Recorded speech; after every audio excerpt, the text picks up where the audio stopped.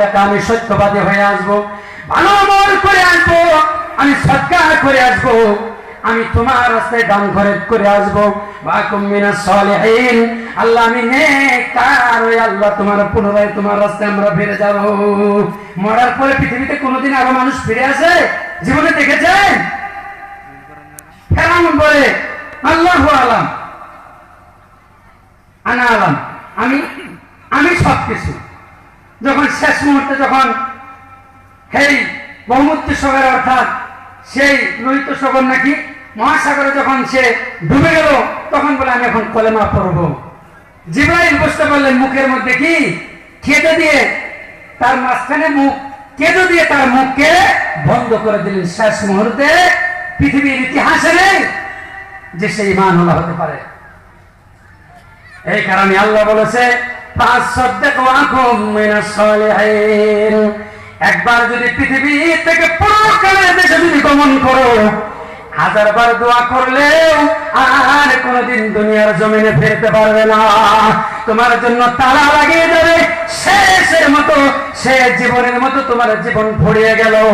1000 চেষ্টা করলে আল্লাহ বলবেন কাল্লা লা ওয়াজার, আর দুনিয়ার জগতে ফেরার জায়গা নেই।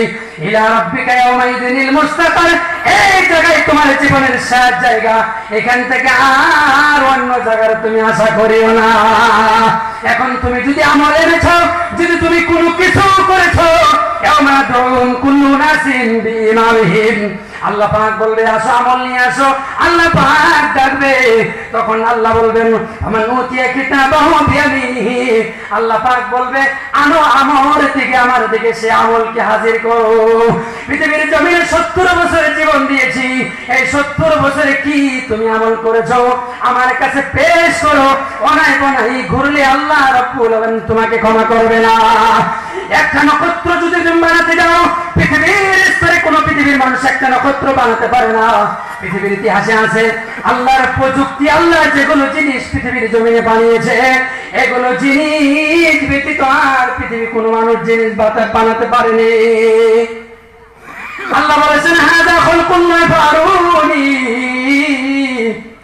এই বিনা খুঁটে আমি আসমান বানিয়েছি, আমি জমিন বানিয়েছি, জমিনকে আমি কাটার জন্য পাহাড়কে সৃষ্টি করেছি, জমিন হেলাধুলা করবে না। আসমানকে আমি বিনা খুঁটি আমি বানিয়েছি, বেগাইরে আমাদের তারাও না। আল্লাহ পাক বিগাই কোন সুতোর নেই, কোন খুঁটা ব্যতীত আসমান বানিয়েছে, আল্লাহ পাক জমিন বানিয়েছে। এই জমিন হেলাধুলা করবে কারণে আল্লাহ পাক পাহাড় দিয়ে জমিনটাকে আল্লাহ ঘিরে দিলেন। আল্লাহ পাক কত সায়েন্স এখানে, কত দিমাগ আল্লাহ এখানে লাগিয়েছে। জমিন যদি হেলাধুলা করে, যদি সেই পাহাড়কে বানানো হয়, জমিন তলোর দিকে কে জানি হেলাধুলা করতে পারে, কে জানি জমিনের নিচে পানি আছে। এই কারণে আল্লাহ পাক যতখানি হাইট উপরের দিকে পাহাড় করলেন, তলোর দিকে অতখানি আল্লাহ পাক সেই পাহাড়টাকে তলোখানি অতখানি লম্বা করে দিলেন।